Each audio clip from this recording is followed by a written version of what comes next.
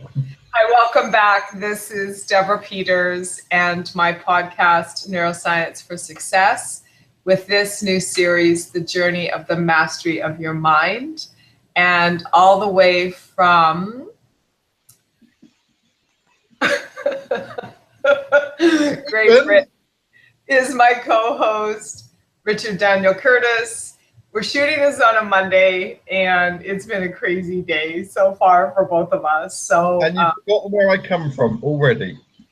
I was trying to think, like, are you okay? So, I was thinking Coventry. Is that correct? That's where you're at right now. Currently, yeah, in a town called Dudley near Coventry. Coventry. So the reason I was hesitating is I kept thinking Covent Gardens in London. And I'm like, I have so many business meetings in Covent Gardens because you can hear the street musicians. It's outside the Royal Opera House. Absolutely gorgeous, really inspirational place. Yeah, I had loads of business meetings in Covent Gardens. I love Covent Gardens. I've stayed there many times. I've done seminars, and there's a really great conference space there that I've used. And so that's what the little like delay. I know. I'm like, okay, Coventry, Covent Gardens. Where is he? So in any event, welcome aboard. Good to see you. I hope you had a lovely weekend. And I'm sorry to hear you have a bit of a head cold. Are you feeling okay? Yeah, well, I have to say, started off as it's a Saturday, loads of social time.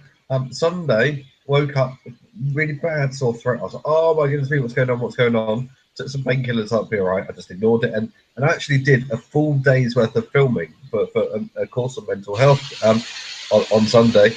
Got home, woke up this morning, nose is full, headache, and I needed to spend the day helping a leadership team with some cultural change in their organisation.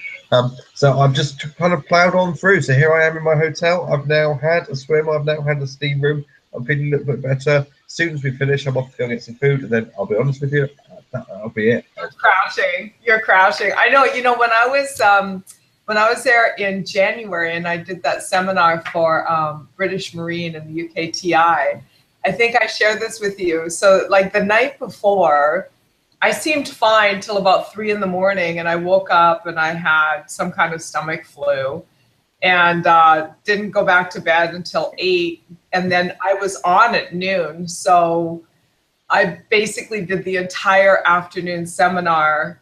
I don't know how I got through it, but the show must go on.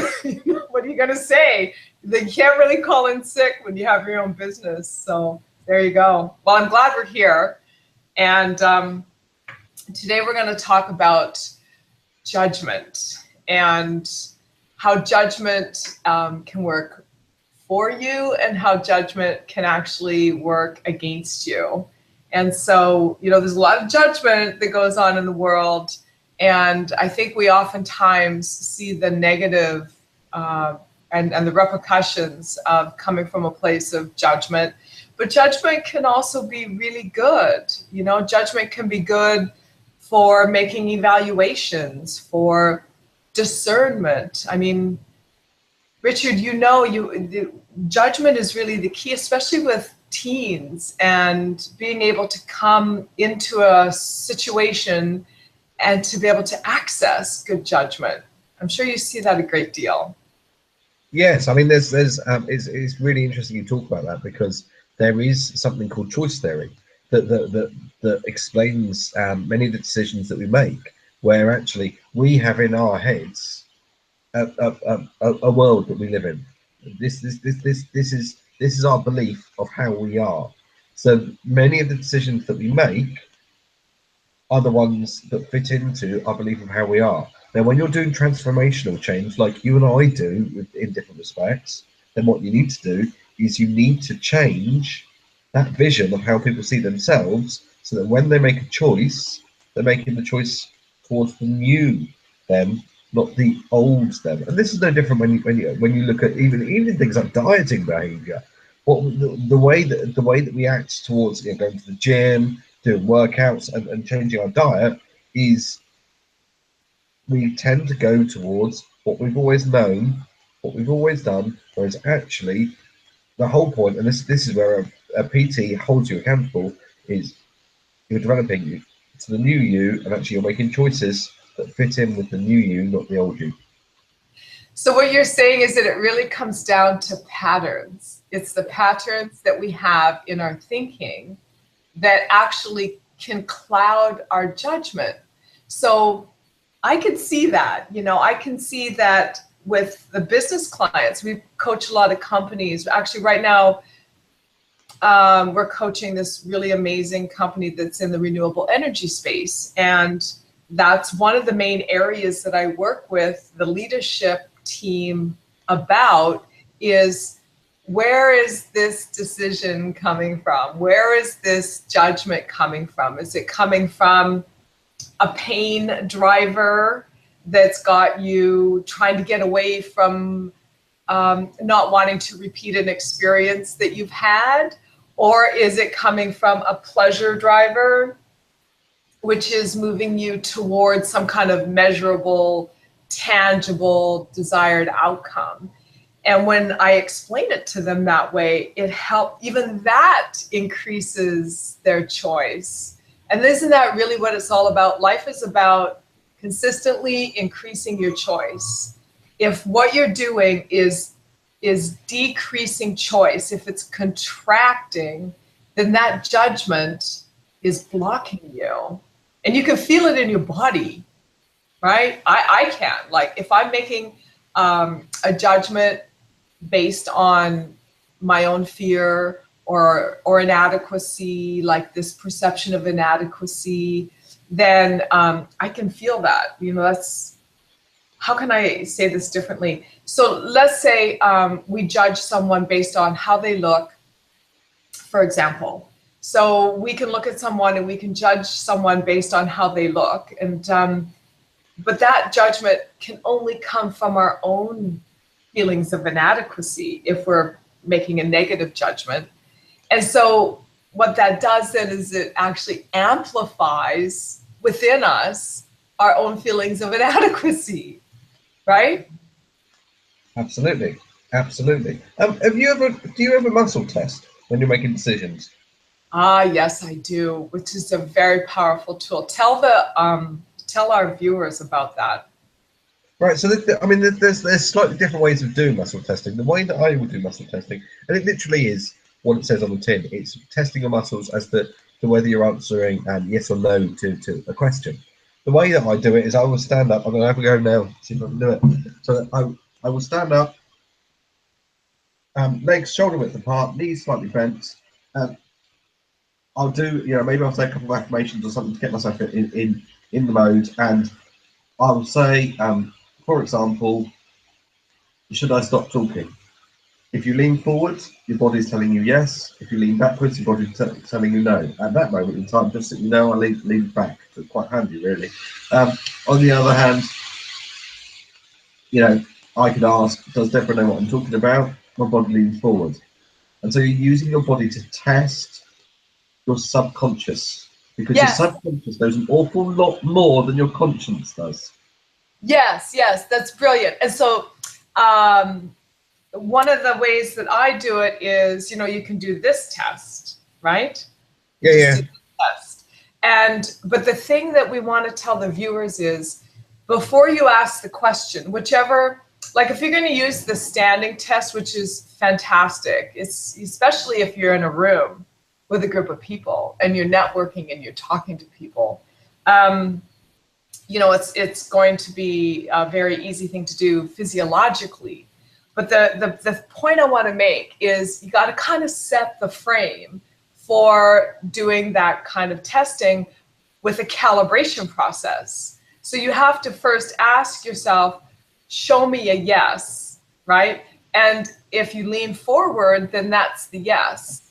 And then you can go neutral, and then you can say, okay, thank you, show me a no. And then if you lean backward, then that will confirm that that's how a no will reveal itself through your physiology. And because it might be different, it might be reversed, whatever the case is, doing that little calibration first is the key to setting up the exercise. So when I do this one, where I just kind of loop my fingers together. I ask, okay, show me a yes, and then I pull, and I feel the amount of tension that's there. And then I release, neutral, right? And then I go back and I say, okay, show me a no, and then I can feel that level of tension. And that tells me how to calibrate a no. So Have you? I'm so glad you brought this up, because it's a great tool for people to have. It's amazing. Have you ever used it for allergies? I don't get allergies.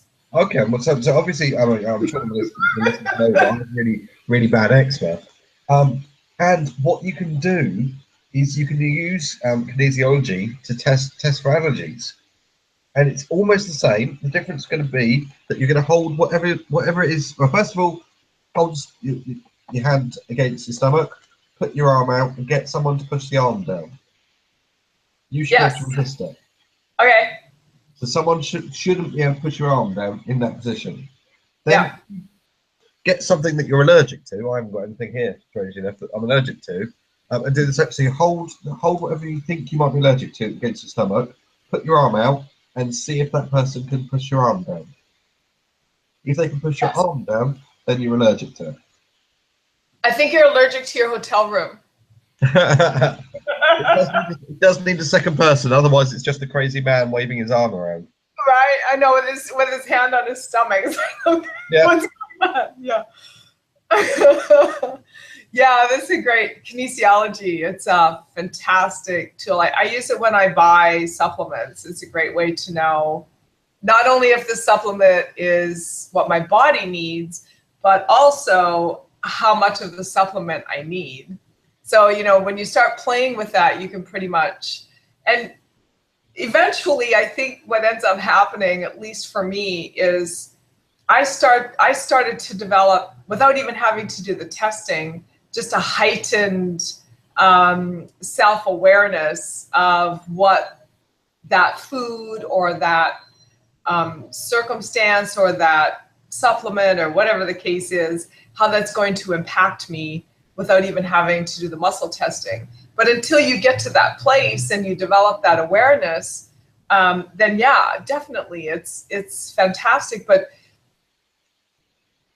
we were talking about judgment, so I want to just kind of circle back around on that point. And in NLP, when I took my master training certificate in NLP, we spent years learning the meta model.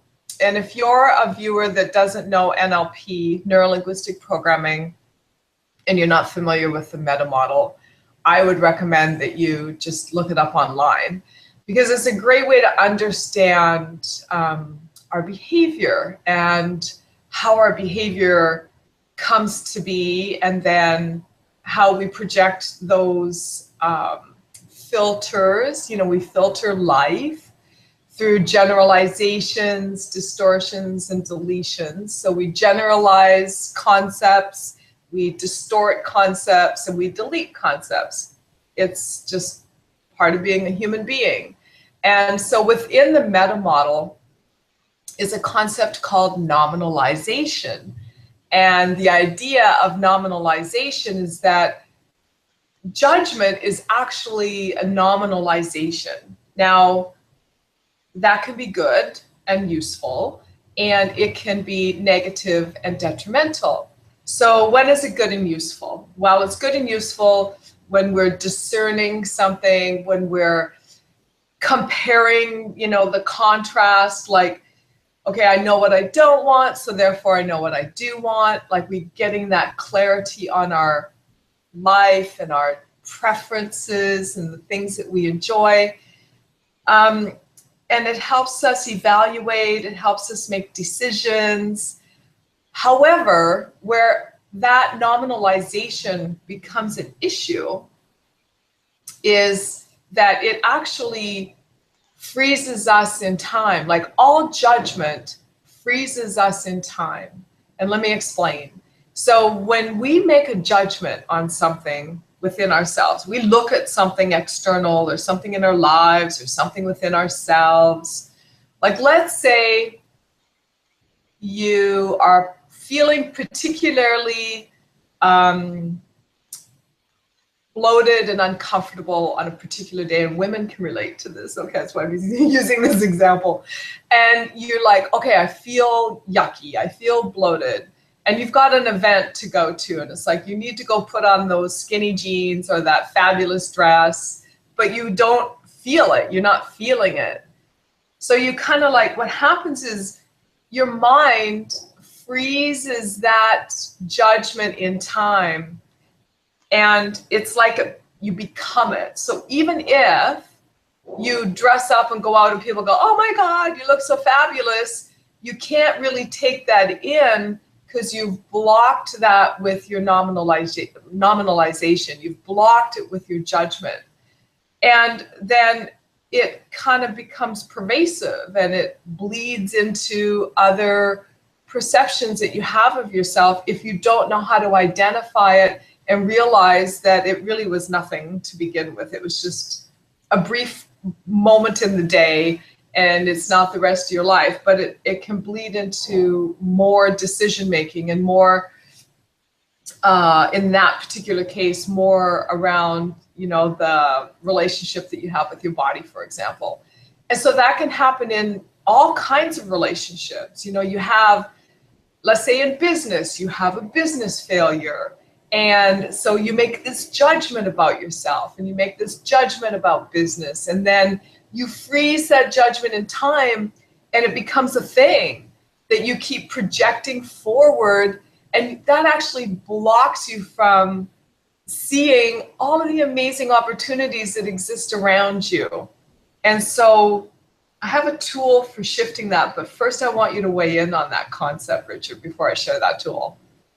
What's really interesting, because I will often talk about simplifying and reducing the number of judgments that we have to make at any one time in our day. You know, the classic person would be Mark Zuckerberg. If you look at Mark Zuckerberg's clothes, he basically, in his day-to-day working life, has a wardrobe of one thing: t-shirt, jeans, that's it, you know, and they all match. He's taken decisions out of that. Life is so complex. There are so many things happening. There are so many decisions that you have to make. Actually, when it comes to it, if there's things that you can just, you know, just not have to think about, not need to make a decision about, fantastic. It frees you up a little bit inside. Truly does. And I like what you're saying here, because that old to-do list is probably the biggest hurdle that will block you from achieving your most treasured, desired outcomes in life, because it distracts you.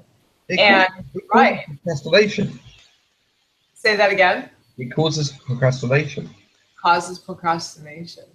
Yeah, it's just this long, overrun inner dialogue that keeps hitting on the same points over and over and over. You know, my favorite way of, my tool that I wanted to share with everyone, my favorite way of getting past judgment is just to ask a high-level question that's open-ended. You know, like my favorite is, what else is possible? What else is possible? So here I am, I'm looking at something or someone, and I'm projecting judgment.